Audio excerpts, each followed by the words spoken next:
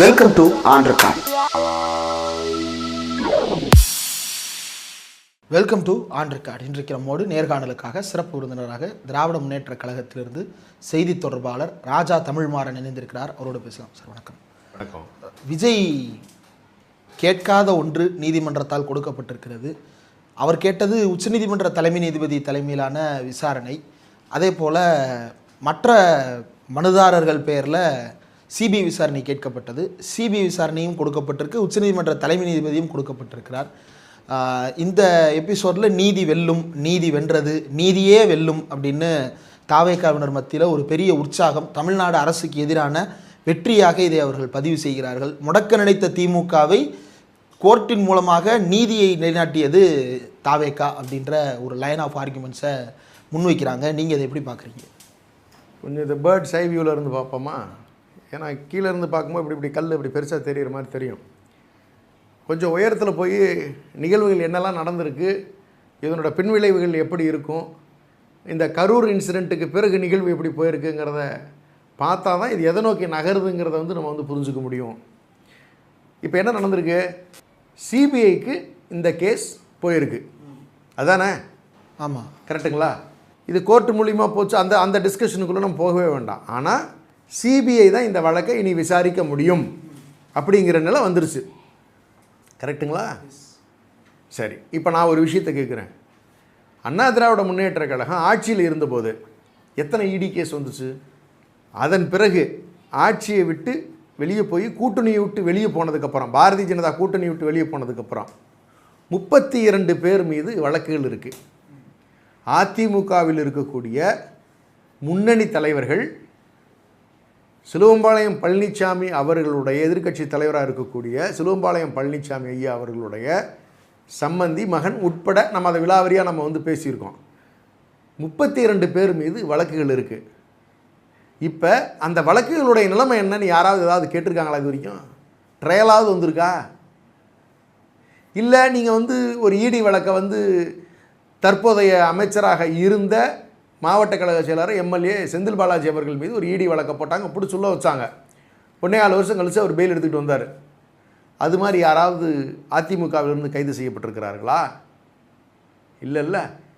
அப்போ அந்த 32 பேர் மீது இருக்கக்கூடிய அந்த வழக்குகள் அவர்களை, அந்த கட்சியை, அந்த வழக்குகள் மூலமாக அந்த பணப்பரிவர்த்தனைகளின் ஆதாரங்கள் கிடச்சிருக்கிற காரணத்தினால, சொத்து பரிமாற்றங்களின் ஆதாரங்கள் கிடச்சிருக்கிறதுனால அவங்களால எதுவும் பேச முடியாமல் முழுக்க பாரதிய ஜனதா என்ன சொல்லுதோ அதை கேட்குற மனநிலைக்கு போயிட்டாங்கங்கிறது தானே நமக்கு தெரிய வருது. இல்லை, அது எல்லாமே பழசு இல்லையா? இப்போ தாவேக்கான்றது ஒரு புது கட்சி, பாஜகவை கொள்கை எதிரியாக முன்னிறுத்துகின்ற கட்சி. சொல்ல வரேன் நான். அடுத்து நீங்கள் அதை இன்னும் ஒரு 2 செஷன் இருக்கா, 2 டீட்டெயில் சொல்லிட்டேன்னா உங்களுக்கு தெளிவாக புரிஞ்சிடும். இப்படி தானே இருக்குது. அப்போ இதுக்கு பயந்து தானே அவங்க பாரதிய ஜனதா என்ன சொன்னாலும் கேட்குற நிலையில் இருக்காங்க. இது தமிழ்நாட்டுக்கு மட்டுமான பாரதிய ஜனதாவினுடைய கையாடல் முறை அல்ல. நீங்கள் அஜித் பவார் மீது இன்னும் வழக்குகள் அப்படியே இருந்துக்கிட்டு இருக்கு. அவர் இன்றைக்கி துணை முதலமைச்சராக இருந்துக்கிட்டு இருக்கார் மகாராஷ்டிராவில். நீங்கள் ஜெகன்மோகன் ரெட்டி மீது 26 சிபிஐ வழக்குகள் இருக்குது. நீங்கள் நம்ம சந்திரபாபு நாயுடு அவர்கள் முதலமைச்சராக இருக்காங்க இல்லையா, அவர் மேலேயும் வழக்கு இருக்குது, சிபிஐ வழக்கு இருக்குது, ஊழல் வழக்கு. அது மட்டுமல்ல, அஸ்ஸாமில் இருக்கக்கூடிய சிஎம், இப்போ பிஜேபி சிஎம், அவர் மீதும் வழக்கு இருக்குது. அவர் பிஜேபிக்கு தன்னோட கட்சியிலிருந்து காங்கிரஸை விட்டு வெளியே போய் அங்கே சேர்ந்தவர், அவர் மீதும் வழக்கு இருக்குது. அப்போ எப்படி இது ஒரு திட்டமிடல் இருக்குன்னா, வழக்குகள் யார் மீது போடப்பட்டு எதிர்க்கட்சியில் இருக்கக்கூடியவர்கள் அங்கே அதிகாரத்தை கைப்பற்றுவதற்கு, அவர்களை இவங்க பக்கம் கொண்டு வரது, கட்டாயப்படுத்தி கொண்டு வருவதற்கான ஒரு முயற்சியாக தான் தொடர்ந்து இவங்க செஞ்சுட்டு வந்திருக்காங்க. பாரதிய ஜனதாவுடைய ஃபார்முலாவே அதுதான், இடி அல்லது சிபிஐ. இப்போ இன்னொரு விஷயம் அதிகம் பேசப்படாத தமிழ்நாட்டில், நான் இந்திய அரசியலில் இருக்கக்கூடிய ஒரு சில நிகழ்வு சொல்லிட்டேன். அன்புமணி ராமதாஸ் அவர்கள் மீது சிபிஐ வழக்கு இருக்குங்கிறது உங்களுக்கு தெரியுமா? கேள்விப்பட்டிருக்கீங்களா? மக்கள் நிறைய பேருக்கு தெரியாது. அரசியல் வட்டாரங்களில் தொடர்ந்து அவ்வப்போது சொல்லப்படுவது உண்டு. அவர் 2007 2009 இருந்த காலகட்டத்தில் மருத்துவக் கல்லூரிக்கு முறையற்ற அனுமதிகள் வழங்கியதன் பேரில் எஃப்ஐஆர்கள் அப்போதைய காங்கிரஸ் கவர்மெண்ட்லேயே போடப்பட்டு சிபிஐயால் 2016 பாரதிய ஜனதா இந்த ஃபைல்ஸ் எல்லாம் கையில் எடுத்து வச்சுக்கிட்டு 2021 கம்ப்ளீட் சார்ஜ் ஷீட்டை ஃபைல் பண்ணி அவர் மீது சிபிஐ வழக்கு நிலுவையில் இருக்கிறது. 2 வழக்குகள் என்னென்ன வழக்குகள்னா, ஒன்று வந்து இண்டெக்ஸ் மெடிக்கல் காலேஜ் இந்தூர், அந்த காலேஜுக்கு முறையற்ற அனுமதி வழங்கியிருக்காங்க, அதற்கு ஆதாரங்களோடு பிடிபட்டிருக்கு. இன்னொரு வழக்கு ரோஹில்கண்ட் மெடிக்கல் காலேஜ் பரேலி, அந்த காலேஜுக்கு அனுமதி வழங்கப்பட்டதுலையும் தவறு இருக்கு. இது யாருடைய காலகட்டம்னா கேத்தன் தேசாய், நீங்கள் கேள்விப்பட்டிருப்பீங்க. அவருடைய காலகட்டத்தில் அவர் மெடிக்கல் கவுன்சில் சேர்மனாக இருந்தபோது அவர் யார், அவர் என்ன செஞ்சார்? கேத்தன் தேசாய் மெடிக்கல் கவுன்சிலில் இருந்து மிகப்பெரிய அளவில் ஊழல் செஞ்சு பல டன் கோல்டு அவர் அப்பார்ட்மெண்ட்லேருந்து எடுத்தாங்க, பல கோடிகள் பணம் எடுத்தாங்க.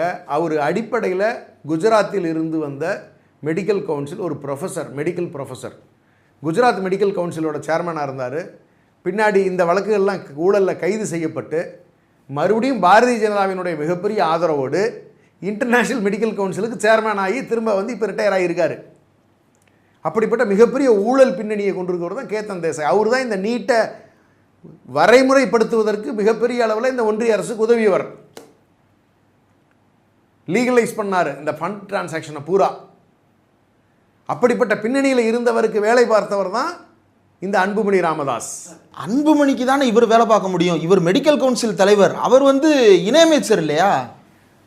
அவர் இணையமைச்சர் அந்த குறிப்பிட்ட காலகட்டத்துக்கு. ஆனால் இந்த கேத்தன் தேசாய் தொடர்ந்து மெடிக்கல் கவுன்சிலில் ஆதிக்கம் செலுத்தி வந்தது. இன்டர்நேஷ்னல் மெடிக்கல் கவுன்சில் கிட்டத்தட்ட 25 வருஷம் அவர் தான் ஆண்டிருக்கார்.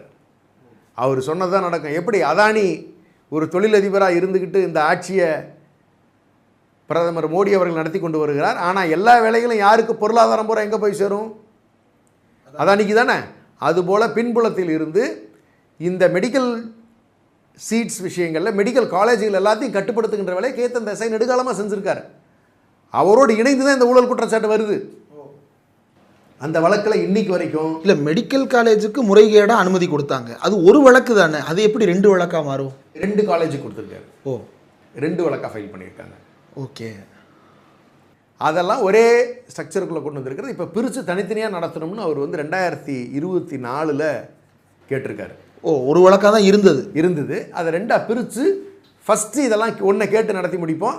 அடுத்து இன்னும் இது எப்போ வழக்கு 2007 2009 நடந்த நிகழ்வுக்கான வழக்கு 2021 தான் சார்ஜ் ஷீட்டே ஃபைல் ஆகுது.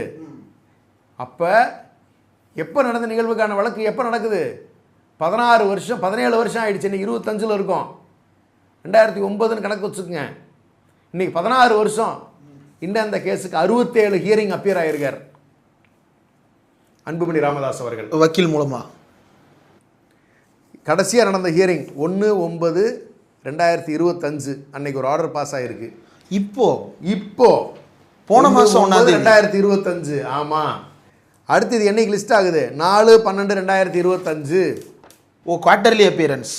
குவார்ட்டர்லி அப்பியரன்ஸில் அவன் என்னைக்கு வேணுமோ போடுவான். இதுதான் அன்புமணி ராமதாஸ் அவர்களை பாரதிய ஜனதா விட்டு நகர முடியாமல் அடிமையாக்கி வச்சிருக்கிறதுக்கான மிகப்பெரிய ஆதாரம். இந்த சிபிஐ வழக்கை விட்டு அவரால் நகர முடியாது. அப்போ எந்த கூட்டணியாக இருந்தாலும் அவர் பாரதிய ஜனதா என்ன சொல்லுகிறதோ அதை விட்டு நகருவதற்கு வாய்ப்பே கிடையாதுங்கிறதுக்கான மிகப்பெரிய ஆதாரத்தை உங்கள் முன்னாடி நான் வைக்கிறேன். நீங்கள் இதை பார்த்துக்கலாம். அப்போ இவங்க கூட்டணிக்கு தமிழ்நாட்டில் இருக்கக்கூடியவர்கள் 2 மிகப்பெரிய அடிமைகளை பிடிச்சி வச்சுக்கிட்டாங்க. அதிமுக ஒரு கட்சி, பாட்டாளி மக்கள் கட்சி ஒரு கட்சி. இப்போ 3ஆவதா விஜய் இந்த லிஸ்ட்டில் சிபிஐ வழக்கில் போய் சேர்ந்துட்டார். அப்போ அதான் நீதிபதி தலைமையில் தானே சிபிஐ விசாரிக்க போகுது. வேண்டாம் நான் அதுக்குள்ளே நான் வர விரும்பலை. ஏன்னு கேட்டுக்கோங்களேன். இந்த தீர்ப்புகள் வந்து நியாயமாக இருக்கா அப்படிங்கிறதுக்குள்ளெல்லாம் நான் விவாதத்துக்குள்ளே போக வரல. நிகழ்வினுடைய தன்மை எது மாதிரி நகர்ந்துருக்குன்னு பார்த்தோம்னா அதை நீங்களே யூகிச்சுக்குங்க. என்ன நடந்திருக்கு? இனிமே தமிழ்நாட்டில் யாரும் விசாரிக்காதீங்கப்பா. எஸ்ஐடி வேண்டாம், தனிநபர் கமிஷன் வேண்டாம், எல்லாத்தையும் கட் பண்ணிட்டு சிபிஐ கிட்ட தூக்கி இதை கொடுத்துரு அப்படின்னு கொடுத்துருக்காங்களா இல்லையா? சிபிஐ கொடுத்தது மட்டும் இல்லை, அதை ஒரு ரிட்டையர்டு ஜஸ்டிஸ் அஜய் ரஸ்தோகி அவருடைய தலைமையில் இந்த வழக்கு மேற்பார்வை செய்யப்படணும்னு சொல்கிறாங்க. யார் இந்த அஜய் ரஸ்தோகி? பில்கிஸ் பானு வழக்கு மறந்து ஞாபகம் வச்சுருக்கீங்களா? ஒரு குடும்பத்தில் 11 பேர் இஸ்லாமியர்கள் கொல்லப்படுகிறார்கள். அந்த பெண் ப்ரெக்னெண்ட்டாக இருக்கிறாங்க. அவர்கள் மீது வன்கொடுமை செய்து அவர் கொல்லப்படுகிறார். அவருடைய குழந்தையை தரையில் ஓங்கி அடித்து அவர் முன்னாலேயே கொள்கிறார்கள். அதில் ஈடுபட்டவர்கள் கோர்ட் மூலிமா தண்டிக்கப்படுகிறார்கள். உச்சபட்ச தண்டனை வழங்கப்படுகிறது, ஆயுள் தண்டனை. அது ரிலாக்ஸேஷன் கேட்குறாங்க சுப்ரீம் கோர்ட்டில் போய். அவங்களுக்கு கொடுக்கலான்னு அனுமதி வழங்கினவர் தான் இந்த அஜய் ரஸ்தோகி சுப்ரீம் கோர்ட்டில். அப்போ இந்த வழக்கில் அவருடைய தீர்ப்பு என்னன்னு கேட்குறாருன்னா, உச்சபட்ச ஒரு குற்றத்தை செய்திருப்பதாலேயே அவர்களுக்கு உச்சபட்ச தண்டனை வழங்க வேண்டுமா அப்படின்னு ஒரு கேள்வியை கேட்குறாரு. வேற எதுக்கு வழங்குவீங்க? சாதாரண குற்றமா அது? இத்தனை உயிர்களை கொல்றது, ஒரு பிரெக்னெண்ட்டாக இருக்கிற பெண்ணை கொண்டிருக்கீங்க, வன்முறை செஞ்சு. எவ்வளவு கேவலமான ஜென்மங்களாக இருந்திருக்கணும். அவங்க மிருகமாக கூட வாழ்கிறதுக்கு தகுதி இல்லாதவங்கன்னு தானே நம்ம வைக்கணும். ஒரு பார்ட் ஆஃப் ஜெனசைடு. அந்த குழந்தையை அடித்து கொண்டிருக்கீங்க சார், தரையில் அடித்து அந்த குடும்பத்துக்கு முன்னாடி. நீங்கள் அதில் எப்படி சார் நீங்கள் பாவம் பார்க்க முடியும்? இன்ஃபேக்ட் இந்த தண்டனை கம்மியாக இருக்கு, உன்னை தூக்கில் போடணும்னான்னு சொல்லியிருக்கணும். அதை சொல்லி ஹைகோர்ட்டை டிசைட் பண்ணிக்கலான்னு கீழே தள்ளி விடுறாரு. அந்த கேஸை ரிலீஸ் பண்ணுறாங்க. பதறி அடிச்சுக்கிட்டு இந்த செய்தியாக வந்த பிறகு பாஜக RSS அவர்களை மாலை போட்டு வரவேற்றது. இது ரெக்கார்டில் இருக்குங்க, நீங்கள் எடுத்து பார்த்துக்குங்க. அதுக்கப்புறமா சுப்ரீம் கோர்ட் ஜஸ்டிஸ் இருக்கிற பெஞ்சு இதை கேட்டு பதறி, இன்னும் இதில் இப்படி போய் ஒரு தீர்ப்பை கொடுத்துருக்கீங்கன்னு அவங்க இந்த ஹியரிங்கை மறுபடியும் எடுத்து நடத்தி மறுபடியும் அவங்கள பிடிச்சி உள்ள வச்சுருக்காங்க. இப்படிப்பட்ட ஒரு தீர்ப்பை வழங்கியவர் தான் இந்த வழக்குக்கு தலைமையேற்று நடத்தப் போகிறார், விசாரணையை நடத்தப் போகிறாராம். அதோட கொடுமை என்ன தெரியுங்களா?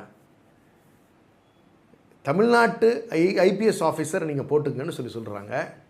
அவர் தமிழராக இருக்கக்கூடாதுன்னு சொல்கிறாங்க. இது எவ்வளோ பெரிய கொடுமை!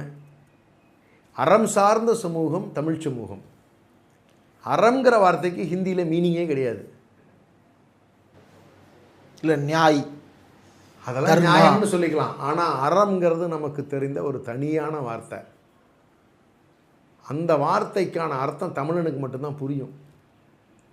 அறம்னா எத்தனையோ விஷயங்கள் அதை கவர் பண்ணுது. மனிதாபிமானத்தோடு நடந்துக்க வேண்டிய விஷயம், முறையற்ற செயல்களில் ஈடுபடக்கூடாது. ஆனால் இப்படிப்பட்ட ஒரு சமூகத்துக்கு மனு தர்மத்தை போதிக்கக்கூடியவர்களை நீங்கள் கொண்டு வந்து விசாரிக்கிறதுக்கு நியமனம் பண்ணணும்னு சொல்லியிருக்கீங்களே. மனு தர்மத்தில் எதை வேணாலும் செய்யலாம்னு சொல்லியிருக்க. அப்போ எப்படிப்பட்ட ஒரு பெரிய பாகுபாடு இருக்குதுல. அப்போ அறம் சார்ந்த விசாரணை செய்வதில் உங்களுக்கு உடன்பாடு. ஏன் தமிழர்கள்லாம் நியாயம் சொல்ல மாட்டாங்களா? தப்பாக நடந்துக்குவாங்களா? யூபிஎஸ்சி தேர்வு எழுதி ஐபிஎஸ் ஆனவங்க தானே அவங்க. இந்திய அரசு அவங்க எல்லாரையும் ஒன்றால் பார்க்கணும். அதெல்லாம் இன்றைக்கி நம்மளுடைய முதலமைச்சர் சொல்லியிருக்காங்க. இன்றைக்கி சட்டமன்றத்திலேயே இந்த வழக்கினுடைய தீர்ப்பை பார்க்கும் பொழுது எங்களுக்கு வியப்பாக இருக்குது. அதை மறுபரிசீலனை பண்ணணும், அதற்குண்டான சட்ட ரீதியான நடவடிக்கைகள் எடுப்போம்னு இன்றைக்கி சொல்லியிருக்காங்க. இப்படி போட்ட தீர்ப்பு எங்களுக்கு உடன்பாடு இல்லை. ஒரு சின்ன உதாரணத்துக்கு இன்றைக்கி சோஷியல் மீடியாவில் வந்துட்டு இருந்தது. அப்போ இடஒதுக்கீடு சம்மந்தப்பட்ட வழக்குகளை பிராமணர்கள் யாரும் நடத்தக்கூடாதுன்னு சொன்னால் ஒத்துக்குவாங்களா? அது ஏற்பு இருக்குமா? அதுக்கு ஏற்பு இருக்காதுல்ல. இதையே நீங்கள் அதர் ஸ்டேட்டில் கொண்டு போய் மெஜாரிட்டி சமூகம் இருக்கக்கூடிய இடங்களில் நீங்கள் ஸ்டேட்டில் இப்படி ஒரு ஆர்டரை பாஸ் பண்ணிட முடியுமா? யாதவர் சமூகத்தை சாராத ஒருவர் இந்த வழக்கினை விசாரிக்க வேணும் நீங்கள் போட்டுருவீங்களா? நீங்கள் என்னங்க நடக்குதுங்க? அப்போ இது ஒரு திட்டமிட்ட ஒரு செயல்பாடாக தான் நான் பார்க்குறேன். ஒரு சதி திட்டத்தை அவங்க அரங்கேற்றிக்கிட்டாங்க. இப்போ விஜயோடைய நிலைமை எப்படி? எடப்பாடி பழனிசாமி அண்ட் கம்பெனி இடி வழக்குகளுக்காக கட்டுப்பட்டு பாரதிய ஜனதா சொல்வதை கேட்டு நடந்து கொண்டிருக்கிறதோ, எப்படி அன்புமணி ராமதாஸ் அவர்கள் தமிழ்நாட்டை பொறுத்த வரைக்கும் இந்த சிபிஐ வழக்கில் மாட்டியிருக்கிறதுனால அவங்க சொல்கிறத கேட்டே ஆக வேண்டிய கட்டாயத்தில் இருக்கிறாரோ, விஜயும் அடுத்த 15 ஆண்டுகளுக்கு அல்லது அந்த வழக்கு முடிகின்ற வரை சிபிஐ சொல்லுவதைத்தான் கேட்க வேண்டும். விசாரணைக்கு வானா வரணும். கேஸை இந்த குறிப்பிட்ட காலகட்டத்துக்குள்ளே முடிக்கலாம்னு ஏதாவது உத்தரவு இருக்கா? இந்த வழக்கினோட தன்மையில் இன்னொரு வருத்தம் இருந்துச்சு. குறைந்தபட்சம் நிவாரணங்கள் எல்லாம் அதில் கேட்டிருந்தாங்க. பியூர் பொலிட்டிக்கல் வழக்காக எனக்கு அது வந்து தெரிஞ்சிச்சு. பொலிட்டிக்கல் மோட்டிவ், அதாவது ஒரு அரசியல் காரணத்தோடு தமிழ்நாட்டினுடைய தொடர்பை இந்த வழக்கில் இருந்து அத்துவிட வேண்டும். அப்படின்னா எஸ்ஐடி கூடாது, ஒரு தனிநபர் கமிஷன் கூடாது. அவனை முழுசாக தூக்கி, விஜயை தூக்கி இனிமே சிபிஐ கண்ட்ரோலுக்கு கொடுத்துருங்க அப்படின்னு சொல்லி யாரோ கொடுத்த இன்ஸ்ட்ரக்ஷனை செயல்படுத்துகிற மாதிரி தான் எனக்கு தெரியுது. ஆனால் நிகழ்வு அப்படி தான் நடந்திருக்கு. இப்போ விஜய் அவங்க சொல்கிறதுக்கு கோர்ட்டு ஹியரிங் போய் தான் ஆகணும். சும்மா நீ ஒருவேளை சிபிஐயில் ஏதாவது நீ தப்பிச்சுறதுக்கு கூட வாய்ப்பு இருந்தாலும் அஜய் ரஸ்தோகி போடுற ஒரு ஜட்ஜை வச்சுட்டீங்க. இன்னும் 2 பேரை நீங்கள் ஐபிஎஸ் ஆஃபீஸராக நீங்கள் கீழே 2 பேரை நீங்கள் கொண்டு வந்து வச்சுட்டீங்க. எவ்வளோ பெரிய வலைப்பின்னல். இதுதான் விஜய்க்கு வெற்றியா? விஜய் மிகப்பெரிய சதி வேலையில் போய் சிக்கியிருக்காப்ல. இதை செஞ்சு கொடுத்த கிரெடிட் வந்து யாருக்கு போகும்னா ஆதவ அர்ஜுனாக்கு தான் போகும். விஜய் நல்லவர், ஆதவ அர்ஜுனா மட்டும்தான் கெட்டவர் அப்படி இல்லை. ஆதவ அர்ஜுனா மிகப்பெரிய கைக்கூலியாக இந்த விஷயத்தில் வந்து செயல்பட்டுருக்காருன்னு நான் பார்க்குறேன். ஃபெசிலிட்டேட்டர். அவருக்கு இதில் பர்சனல் கெயின்ஸ் நிறைய இருக்குங்க. எப்படி? அவருக்கு என்ன கெயின்? அவர் ஒரு அரசியல் அபிலாஷியுள்ள தனிநபர். மாமனார் லாட்ரி மார்ட்டின்ங்கிறது ஊருக்கே தெரியும். அவருடைய சொத்துக்கள் எவ்வளோ ஈடியில் மாட்டியிருக்கு தெரியுமா? மேற்கொண்டு தொழில் செய்வதற்கு அவர்களுக்கு வழிவகுப்பதற்கு பாரதிய ஜனதா இன்றைக்கி க்ரீன் சிக்னல் கொடுத்துட்டதா பல இடங்களில் சொல்கிறாங்க, பல மாநிலங்களில். அப்போ அவரை திருப்திப்படுத்திக்கிறதுக்காகவும் அவங்கள வழக்கில் இருந்து காப்பாற்றிக்கிறதுக்காகவும் பாரதிய ஜனதாவினுடைய கைக்கூலியாக வேலை பார்த்ததா தானே எனக்கு தெரியுது. ஏன்னா இவர் ஏற்கனவே என்ன பண்ணுறார்? ஆதவ அர்ஜுனா அண்ணன் திருமாவளவன் அவர்களுடைய கட்சியில் இருந்தாங்க இல்லையா, விடுதலை சிறுத்தைகள் கட்சியில் துணைச்சலாக இருந்தாங்கல்ல. அப்போ அந்த பொறுப்பில் இருந்து தேவையில்லாத குழப்பத்தை ஏற்படுத்தி திராவிட முன்னேற்ற கழகத்துக்கும் விசிகேக்கும் ஒரு பிரச்சனை வரக்கூடிய சூழலை ஒரு முயற்சி பண்ணினார்ல. அதில் அண்ணன் திருமாவளவன் அவர்கள் சுதாரிச்சுக்கிட்டதுனால அவரை வெளியே அனுப்பிச்சு இன்றைக்கி பிரச்சனை இல்லாமல் அவர் கட்சியும் காப்பாற்றிக்கிட்டாரு. இல்லைனா இவர் பண்ண அக்கிரமங்கள் கொஞ்சம் நஞ்சமில்ல அந்த கட்சிக்குள்ளார அவ்வளோ வெறுப்பை சம்பாதிச்சிருந்தார். இந்த கூட்டணி இன்றைக்கி வந்து நிலையாக நிற்பதற்கான ஒரு காரணத்துக்கு வழிவகுத்தாங்க அண்ணன் திருமாவளவன் அண்ணன் அவர்கள் சுதாரிச்சதெல்லாம் உண்மையாலுமே வந்து ஒரு பெரிய நல்லது இந்த தமிழ் இனத்துக்கு நான் சொல்கிறேன் நான். அப்போ அங்கே வந்து பாரதிய ஜனதாவுடைய கைக்கூலியாகத்தான் அவர் அந்த போய் வேலையை பார்க்குறாரு. அப்போ அந்த மிஷன் அவருக்கு ஃபெயிலியர். திமுகலேருந்து கூட்டணியை உடைப்பதற்கான முயற்சியில் அவர் தோல்வியுற்று விட்டார். ஆனால் இந்த மிஷனில் ஆதவ அர்ஜுனா ஹஸ் சக்சீடட். விஜயை கொண்டு போய் மொத்தமாக அப்படியே பாஜகட்ட அடகு வச்சு அவருக்கு வேணுங்கிறத வாங்கிக்கிட்டாருங்க. அப்படி தான் வந்து என்னோட பார்வைக்கு. அவருக்கு வேணுங்கிறது என்ன? மாமனார் வேற, நான் வேறன்றார் அவர். அதெல்லாம் சும்மா. இவர் சம்பாதிச்ச வரலாறு என்னன்னு எங்களுக்கு தெரியாதா என்ன? அவங்க மாமனார் எவ்வளோ பணம் ஒதுக்கி கொடுத்துருக்காருங்கிறது நான் பேசுவா? சங்கடம் வந்துடும். அது அத்தனையுமே போய் அவருடைய மனைவி என்ன வேலை பார்க்குறாங்க, அவங்க ஐஜேகே கட்சியை டேக் ஓவர் பண்ணுறதுக்கு என்ன முயற்சி எடுத்தாங்க, ஐஜேகேல என்ன ரோல் ப்ளே பண்ணாங்க, இவர்கள் தனியாக என்னென்ன பண்ணிக்கிட்டு இருந்தாங்கங்கிற எல்லாம் பட்டியல் எடுத்து வச்சோம்னா உண்மையிலேயே சொல்கிறேன் கதறும். இல்லை ஐஜேகேவுக்கும் லாட்ரி மார்ட்டின் ஃபேமிலிக்கும் என்ன தொடர்பு? சமூக ரீதியாக ஒன்றா இருக்கிறவங்க. அந்த பொண்ணு ஐஜேகே குடும்பத்தோடு நெருக்கமாக பழகி ஐஜேகே கட்சியில் முக்கிய பங்களிக்க முயற்சி எடுத்தாங்க. இப்படி ஒரு சதி வேலையை பின்னுகின்ற இப்போ பணம் நிறைய இருக்கிறதுனால ஒரு அரசியல் அதிகாரத்துக்கு வர வேண்டும்ங்கிற நோக்கம் அவங்களுக்கு இனிஷியலாக உள்ள. அப்படி தான் அரசியலுக்குள்ளே வர்றாப்புல ஆதவ அர்ஜுனா. அந்த நோக்கத்தை வச்சு தான் எல்லா இடங்களுக்கும் போகிறாரு. அப்போ அந்த கூட்டணிக்குள்ளார வலுவான ஒரு சமூக ரீதியான ஒரு பின்னலும் இதுக்குள்ளே இருந்துக்கிட்டே இருக்குது. ஒரு கிறித்துவ பின்னணி. இது வந்து ஒரு சமூக விளையாட்டாக மாறிக்கிட்டே இருக்குது. இதை ரொம்ப கேர்ஃபுல்லாக ஹேண்டில் பண்ண வேண்டிய விஷயம். இதில் முழுக்க அவரை காப்பாற்றிக்கிறதுக்கும் அவர் வழக்குகளில் இருந்து காப்பாற்றிக்கிறதுக்கும் ஆதவ அர்ஜுனா பெருசாக ஃபெசிலிட்டேட் பண்ணிட்டாப்புல. ஏன்னா அவர் டெல்லியில் போய் இந்த மூவ்மெண்ட் பண்ணது பூரா அவர் தான். அப்படி இருக்கக்கூடிய நிலையில் நீங்கள் ரிசல்ட்டை பார்த்து நீங்கள் சொல்லுங்களேன். நீங்கள் இதுக்கு முன்னாடி யூகத்தின் அடிப்படையில் பேசின விஷயங்களெல்லாம் இன்னைக்கு கன்ஃபார்ம் ஆகிடுச்சுல்ல. இப்போ இது எங்கே வந்து நிற்கும்னு நினைக்கிறீங்க? 2 மாதம் கழிச்சு கற்பனைக்கு எடுத்துக்குவோம். 2 ஹியரிங் சிபிஐ கூப்பிட்டா போய் தான் ஆகணும். நீங்கள் என்ன சொல்கிறீங்களோ நீங்கள் செஞ்சு தான் ஆகணும்.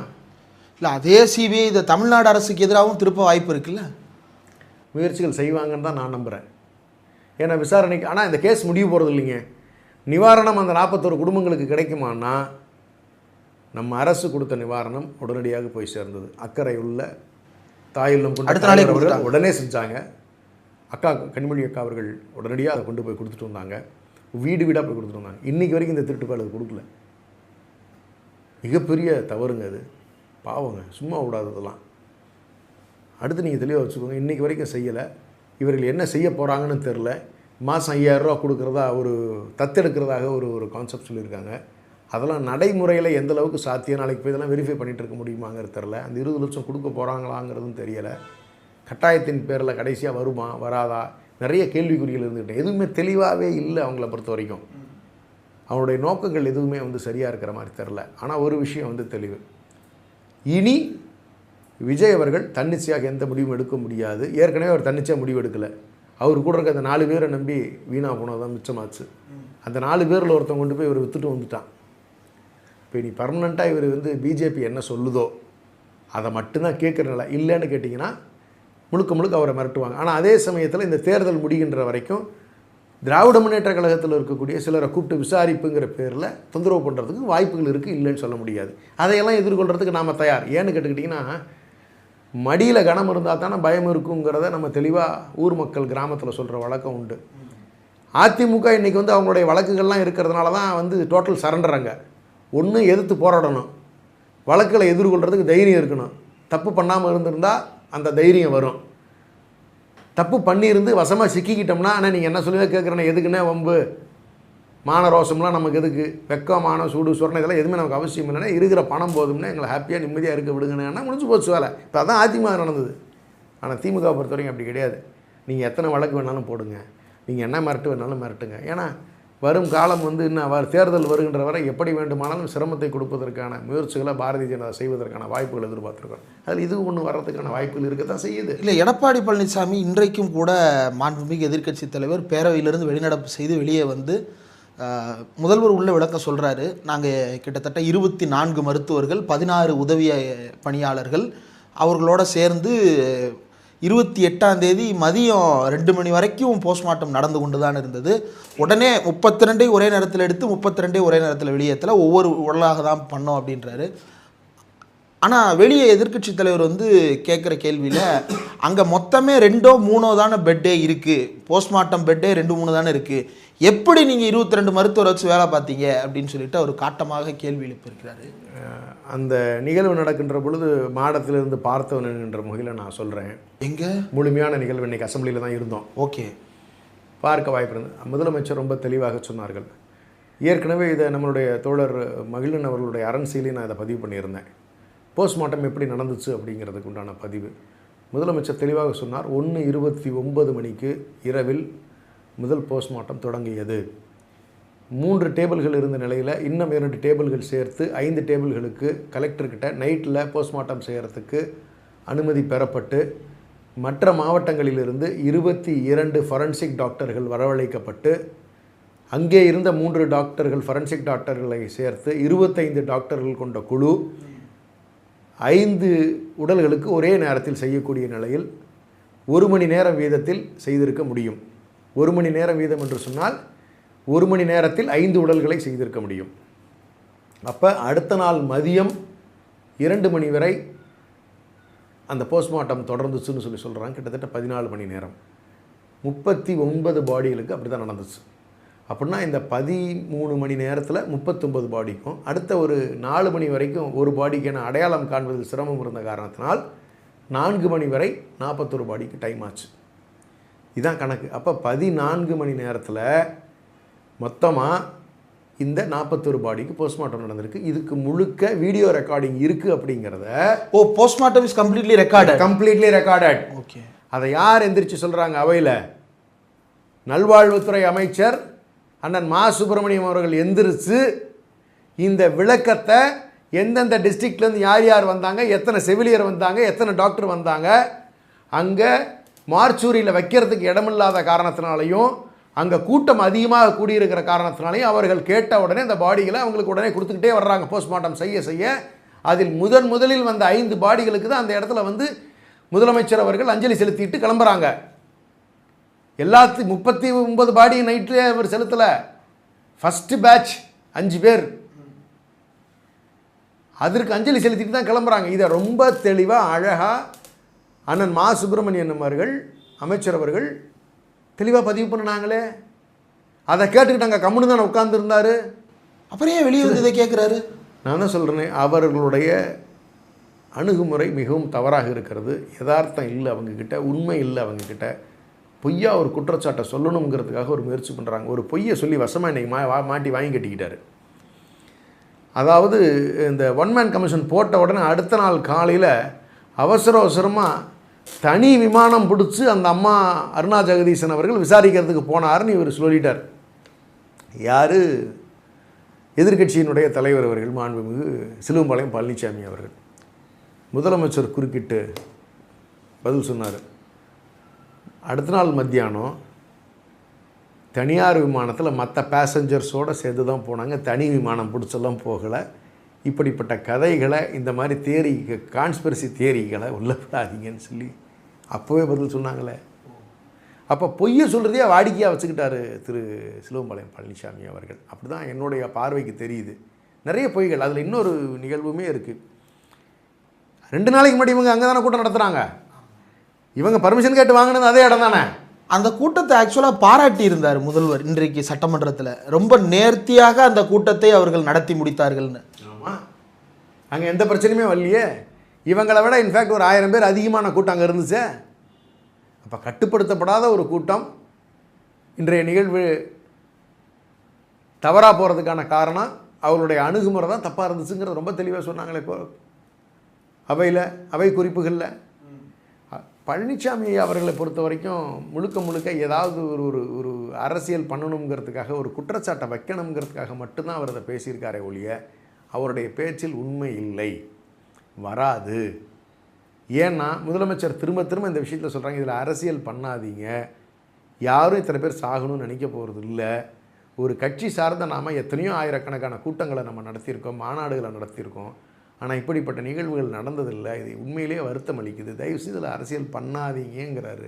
இன்றைக்கும் அவையில் சொல்கிறாங்க. அவர் கேட்குற மனநிலையிலே அவர் இல்லையே.